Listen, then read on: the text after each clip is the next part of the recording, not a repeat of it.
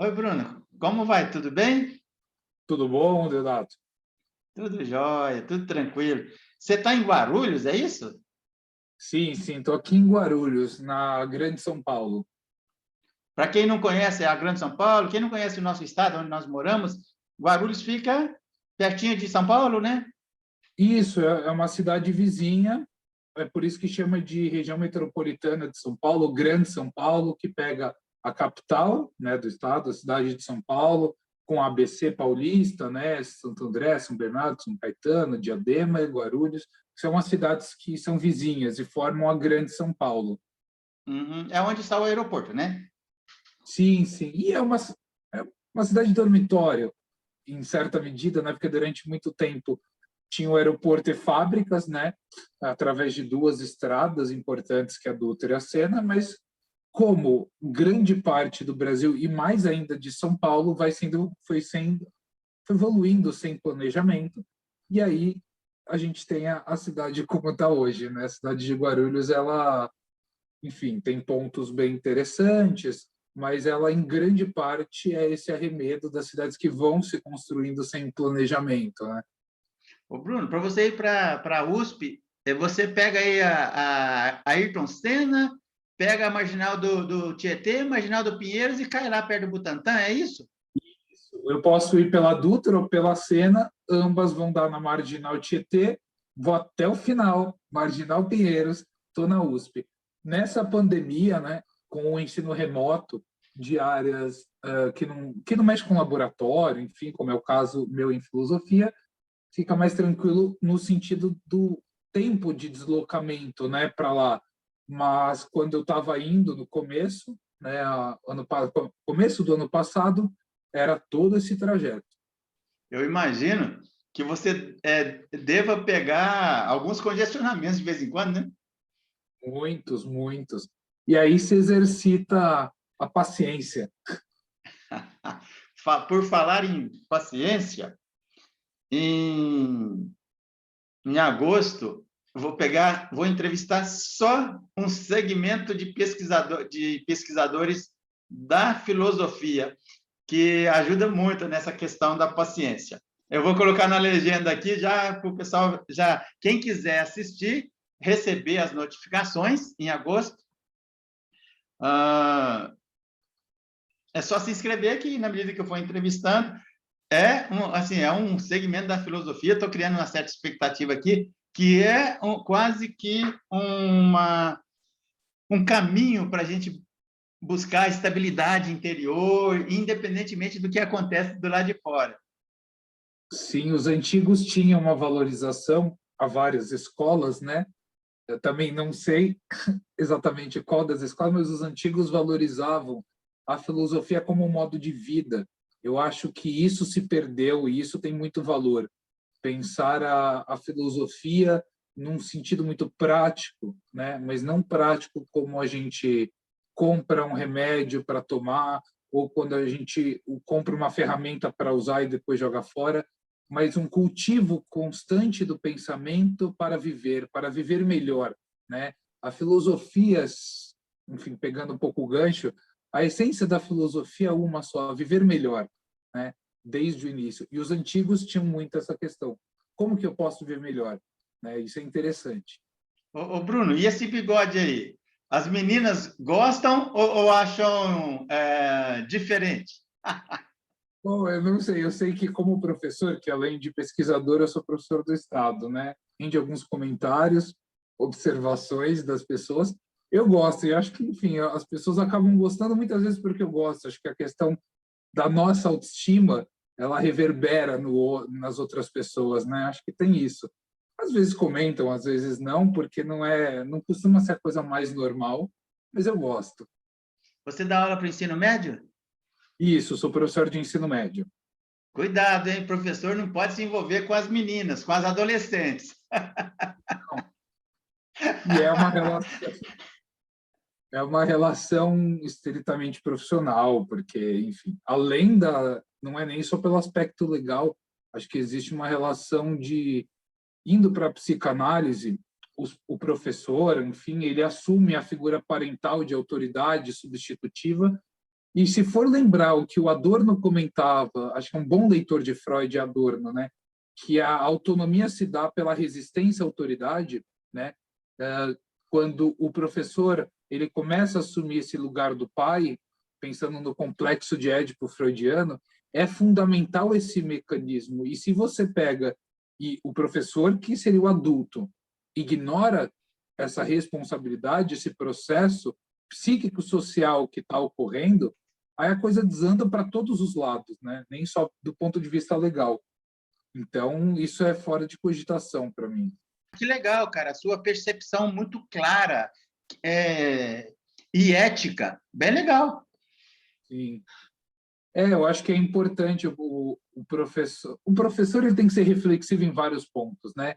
Enfim, e muitas vezes essa questão ela sempre vai pelo aspecto legal, que é um problema que eu defino como moral e não ético.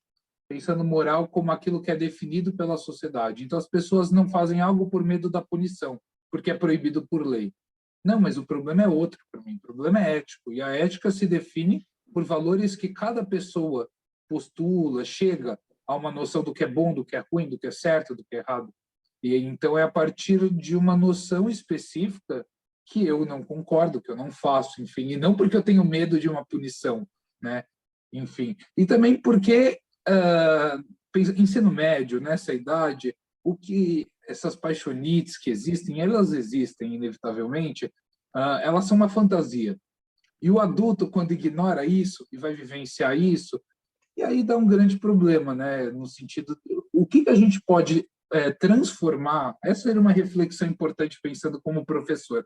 Como transformar uma certa transferência ao professor ou à professora como estímulo e desejo, não pelo sexo, não pela sexualidade consumada, mas pelo conhecimento.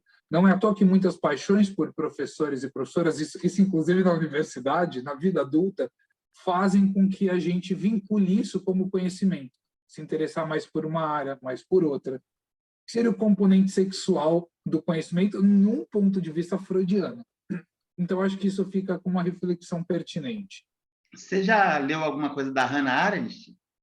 Já, não muita coisa, mas já li algo em específico. Teve uma... Não sei se era amiga dela, que escreveu a biografia dela, que relatou que ela teve um envolvimento sexual amoroso com um cara que foi o futuro reitor da universidade dela. Sim, Heidegger. Essa história é muito problemática, pensando que Heidegger ele acedeu ao nazismo, sua postura política nazista, ela como judia e a crítica, e além disso que ela era amante, né? Ela era amante do Heidegger, que era casado, e tem toda uma vasta bibliografia controversa, como sempre, com um tema como esse, mas que sim, que ela teve um relacionamento amoroso sexual como amante de um nazista. E ela era casada também. Isso eu não cheguei a ler, eu não sei, eu desconheço, né? O que torna ainda mais trágico essa história. Mas você sabe que, assim, sempre que eu toco nesse assunto, e eu viro e mexe, eu toco, até mesmo para dar essa quebrada, que é a propósito do meu canal. Quase todo mundo fala que isso aí é mal resolvido, não é, às vezes, eventualmente dizem que não é relevante. Cara, essa questão de quebra de relação ética, que eu não sei se na época também, a gente tem que tomar cuidado com essas questões assim temporais, né? Ela ter se envolvido judia com um cara que foi ele dedurava para os nazistas judeus e outras ciganos, ele dedurava. Agora, ela sendo judia, discordando dele, tendo se envolvido com ele, é um negócio extremamente interessante. Eu acho que é uma questão até para a psicologia, cara. Uhum. Acho que tem um ponto que é bastante delicado de você responder a biografia e explicar a obra, né? E aí você deixar de levar em consideração as ideias propriamente por causa de uma biografia, mas não dá para ignorar. Não dá para ignorar que isso é uma conduta. Uma coisa é falar, por causa que Heidegger ele foi reitor e elogiava o nazismo, então toda a obra dele é nazista. Ainda que eu tenho uma impressão, eu não sou estudioso de Heidegger, tenho amigos e amigas que estudam Heidegger com paixão, que ora concordam, ora discordam, mas eu sigo a Iná Camargo Costa, que é uma intelectual da USP, que eu admiro muito, onde muitas das obras têm uma retórica, inclusive tem uma rítmica, quase religiosa, típica do nazismo, com uma coisa que é... Ele ia para a Floresta Negra, na igreja, então tem uma coisa mítica, religiosa de alguns escritos, e uma metáfora meio nazista na linguagem do Heidegger. Essa é a minha impressão, mas eu não sou um profundo estudioso, mas eu acho importante sempre ser capaz de perceber no pensamento esses problemas, para não pegar a biografia faz com que eu explique de fora o texto. Eu preciso ver dentro do texto como isso se dá. Além disso, também o texto, que é um produto, ele tem um autor ou uma autora. E esse autor, autora tem uma vida. Então, a gente pode julgar, sim, essa vida.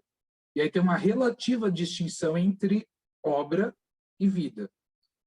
Acho que isso é um ponto delicado, mas importante, a meu ver. Legal, muito bom. Deixa eu aproveitar aí que você falou do lado, não sei se mítico ou místico, eu vou puxar a conversa já caminhando aí para a nossa prosa de hoje, mas ainda não. Já, mas ainda não. Isso aí é meio teologia, viu? O já e ainda não, mas é conversa para outra hora. Quando é que você se interessou pelo Spinoza? Bom, atualmente eu estudo Spinoza e eu conheci ele há uns 3 anos. Recente para quem é um pesquisador, né, de qual tema for, o tempo de frequentação é uma coisa muito importante. Ainda mais quando comparado com o passado, que um mestrado era 6 anos, às vezes 5 anos. Hoje, via de regra, são 2 anos. A USP tem um prazo um pouco maior, o que eu acho que é muito bom. Enfim, infelizmente que outras universidades têm um tempo tão curto, 2 anos, 2 anos e meio. Há 3 anos, eu fiz graduação em filosofia e na graduação eu comecei a me interessar por uma questão específica a partir de Adorno, a ideia da reconciliação, né? A ideia da reconciliação do homem cindido a partir da Idade Moderna, sobretudo contemporânea, os graves essas cisões que nos constituem a partir de uma leitura do Adorno, e me interessava a reconciliação desses opostos, né? Ou, em outras palavras, como buscar sair dessa servidão, dessa dominação, né? A reconciliação seria uma forma de sair disso, buscando uma salvação, uma liberdade, ou o que é liberdade a partir disso. E aí eu conheci o Spinoza, porque eu sentia a necessidade. Eu ainda valorizo muito o Adorno, toda uma reflexão que ele faz na filosofia, mas eu senti uma demanda pessoal minha de estudar um clássico, ou o que a gente costuma chamar obras clássicas, né? Enfim. E aí eu conheci Spinoza através de um belíssimo texto da Marilena Chaui sobre Spinoza, né? O Deus de Spinoza, e eu fiquei muito instigado, e aí eu reparei que eu fui para a mesma questão formulada séculos antes por Spinoza, quando ele vai falar da servidão e da salvação, ou servidão e liberdade, que não à toa são os 2 últimos capítulos do livro de Spinoza. Um é servidão humana, o outro é liberdade humana. Então, a mesma questão reapareceu para mim sobre a obra de Spinoza, e que me pareceu mais interessante que a de Adorno, né? E é um clássico em todos os sentidos do termo, e me instigou muito conhecer. E eu estou há 3 anos estudando o Spinoza. 1 ano foi antes de entrar no mestrado, e 2 anos, ano passado eu entrei no mestrado, e ainda estou desenvolvendo uma pesquisa na obra de Spinoza. Bruno, mas antes da gente começar a falar sobre o teu mestrado aí, que está em andamento, mas já tem muita coisa interessante, eu quero fazer uma pergunta que provavelmente você não esperava. Afinal de contas, como um sujeito, um cara aí de Guarulhos que pesquisa Spinoza, você acredita em Deus ou não? Bom, eu vou dar a mesma resposta que a Marilena no Jô Soares, falando sobre o livro dela sobre Spinoza, A Nervura do Real, ela deu que é o seguinte: eu não acredito em Deus, eu compreendo Deus. E Spinoza é justamente essa compreensão do que a gente chama de Deus, que na expressão do próprio Spinoza é Deus sive natura, em latim Deus, ou seja, natureza, nessa substância única. Agora, eu vou dizer uma coisa que é uma reflexão minha, eu nunca ouvi ninguém falando isso, que quando a gente entende algo, a gente não acredita, o acreditar se torna desnecessário. Por exemplo, se eu compreendo a operação matemática de adição, subtração, eu faço um cálculo com esses operadores. Eu não preciso acreditar que 2 mais 2 é igual a 4, porque eu entendo o funcionamento dessa operação, então eu não preciso acreditar. Então, a crença, ela se dá quando eu não entendo algo, né? E aí, e isso em qualquer domínio. Particularmente desde a minha infância, como uma criança, em algum momento eu já tentei acreditar, nunca consegui, né? Mas para mim sempre foi uma busca pelo entendimento das coisas, e Spinoza é um caminho para compreender Deus, né? Ele desenvolve isso como obra, e a experiência de ler Spinoza é a experiência de compreender essa substância única, infinitamente infinita, como diz Spinoza, que é Deus ou natureza. Legal. Ô, Bruno, nesse começo, que eu chamo de prosa sem rumo, e é realmente uma prosa sem rumo, e eu acho bem legal, cara, que cada um que eu converso, que eu entrevisto, a conversa vai para um lado, vai para outro. E eu sou assim, eu gosto disso, eu sou um mineiro que gosta de prosear, e eu confesso para você que eu não esperava que a gente fosse falar de relacionar o seu bigode com a ética ou com comportamento, eu achei fantástico. E também, assim, dessas questões em relação ao Deus de Spinoza, aí, que a Marilena Chauí tanto trabalhou também, né? Mas eu queria te perguntar, para a gente chamar a vinheta, qual é o nome, qual é o objeto da sua pesquisa no mestrado? A gênese da superstição em Spinoza, ontologia, epistemologia e afetos. Legal. Eu vou chamar a vinheta, já já a gente volta, tá bom? Perfeito.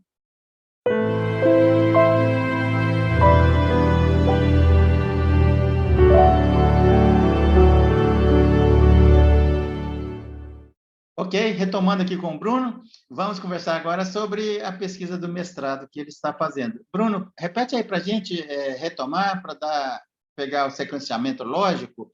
Qual é o objeto da tua pesquisa?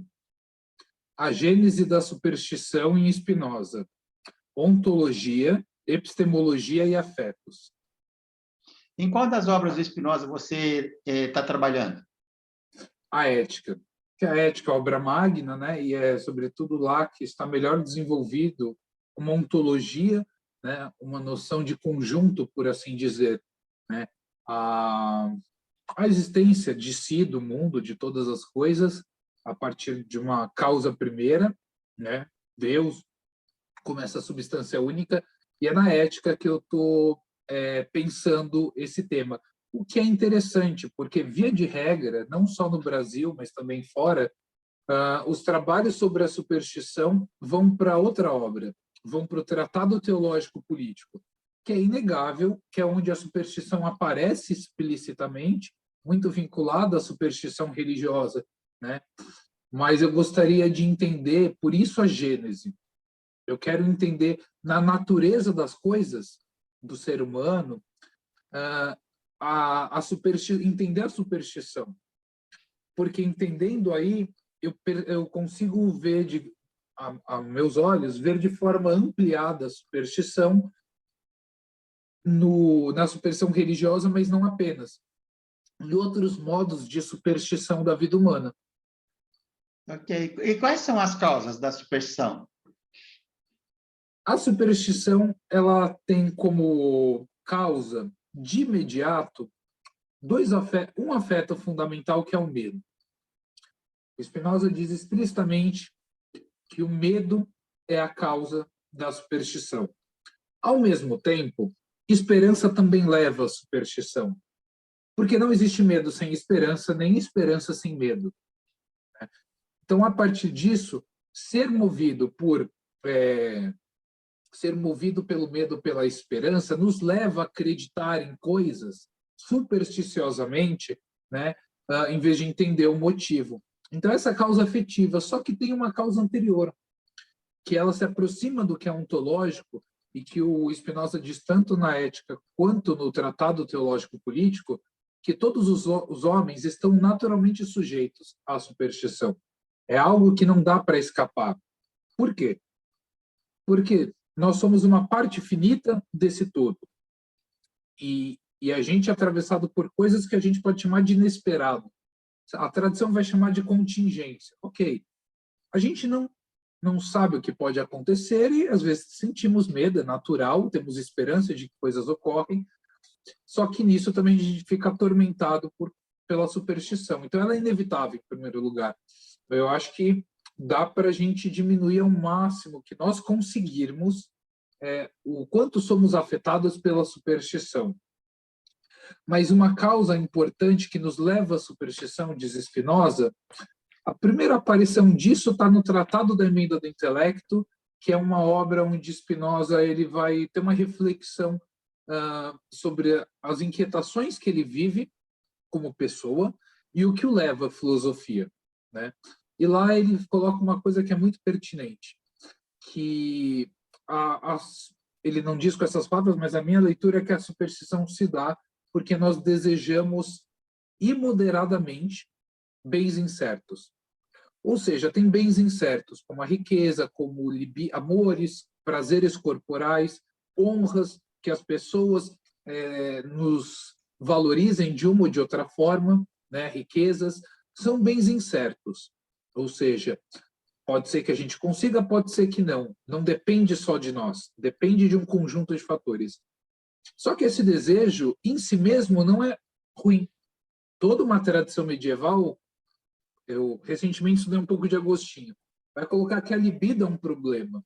Tudo que é terreno é um problema em oposição ao divino. Spinoza vai dizer, isso só é um problema se for buscado em si mesmo. Agora, se isso for um meio para um tipo de vida harmônica ou mais moderada, não tem problema você ter posses, riquezas, posses, para ter uma vida mais cômoda. Isso em si não é um problema. Agora, se o fim for a riqueza, isso se torna um problema. E aí, Spinoza vai dizer nessa obra, o Tratado da Emenda do Intelecto, a questão de desejar imoderadamente, sem moderação, porque quando eu penso como um meio, eu preciso de dinheiro, eu vou atrás de dinheiro. Para ter uma vida um pouco mais confortável, eu estou moderando. Não é imoderado, sem moderação. E o problema é desejar imoderadamente bens que são incertos. Aí é uma base ontológica, por assim dizer, da superstição, né? Bruno, Que tem a ver com um desejo. Bruno, desculpa, eu já volto com a sua sequência de raciocínio. Como você falou que andou dando uma olhada no Agostinho de Hipona, olha que interessante, a tese de doutorado da Hannah foi o amor agostiniano. E, né, e a gente falou dela, né, a Hannah Arendt, e ela ela ficou analisando essa questão da libido. O Agostinho falou zilhões de vezes na libido. E ele chegou à conclusão, e ele fala muito isso lá nas Confissões, depois na Grandeza da Alma também, ele fala que só através do amor que vem de Deus as relações éticas ou dentro da sociedade poderiam se dar de uma forma tal que a cidade de Deus, sob a perspectiva dele, teríamos relacionamentos éticos. Interessante, o Spinoza ele começa já questionando esse próprio Deus, que seria para Agostinho a solução para as relações. Sim. Cara, interessante você buscar lá também alguma coisa em Agostinho, né?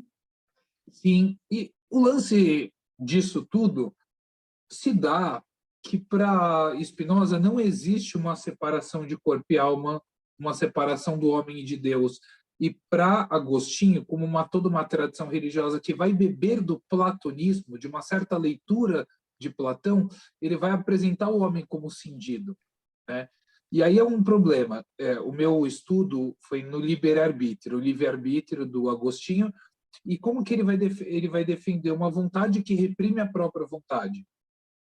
Então ele fala, existe uma vontade, mas se ela não for guiada por Deus, ela é má, só que ela é livre.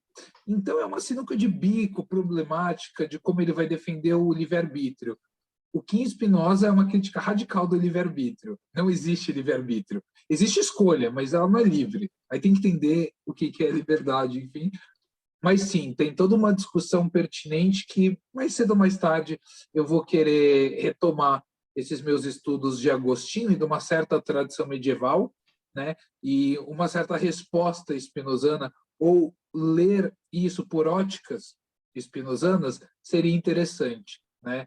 Como que a gente vai pensar, então, essa cisão de Deus e do mundo, os seres humanos, sua criação, né? A própria noção de mal como não fazendo parte dele, mas nós somos dele, né? O próprio Agostinho, no começo do livre-arbítrio, ele pontua isso como uma questão difícil, né? Ele tem uma certa solução de compromisso, né?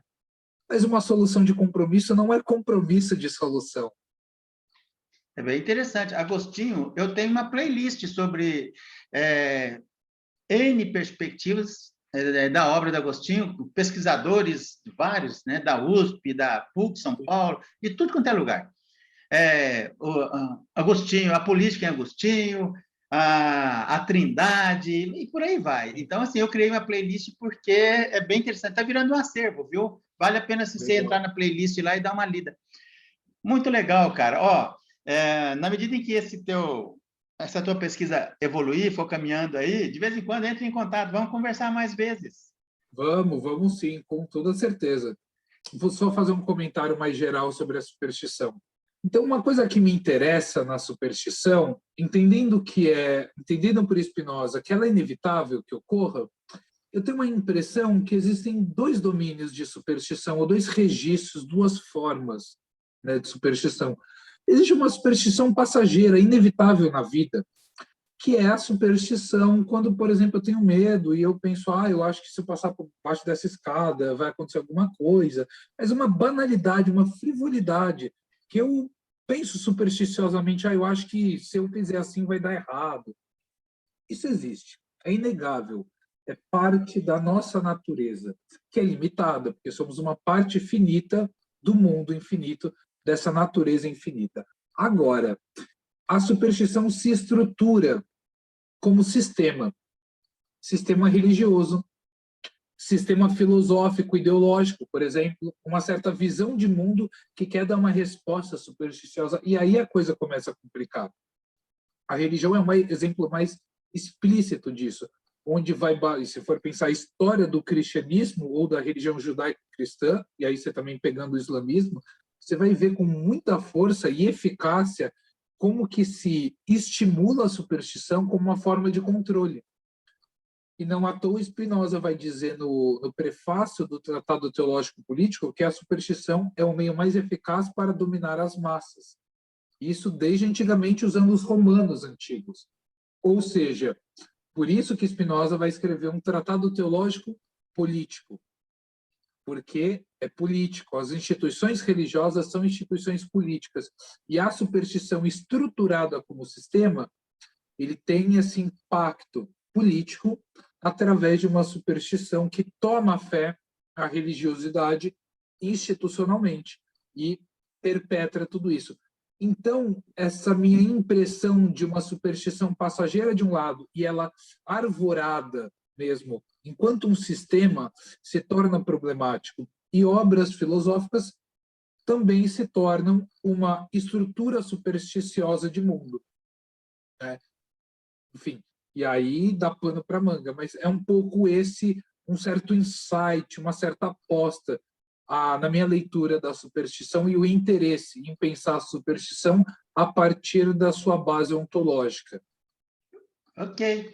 Bruno, muito legal. A gente volta a conversar mais vezes. Obrigado por separar esse tempo aí. Tá fazendo um frio danado aqui, né? Aqui na região de São Paulo, de Campinas. Hoje amanheceu 7 graus aqui. E então eu te agradeço demais, cara, por separar um tempinho, para bater esse papo de uma maneira tão tranquila, de forma que não só a academia possa dialogar com as tuas pesquisas, como a sociedade também. Muito obrigado, um abração. A gente volta a se falar. Eu agradeço muito pelo espaço, um grande abraço, espero que todos e todas gostem e que haja esse diálogo muito rico de pensamentos, de diversas abordagens, de diversos autores. Então, agradeço o espaço, é uma troca estimulante essa conversa, e eu espero vir mais vezes também. Legal, um abração. Um abraço.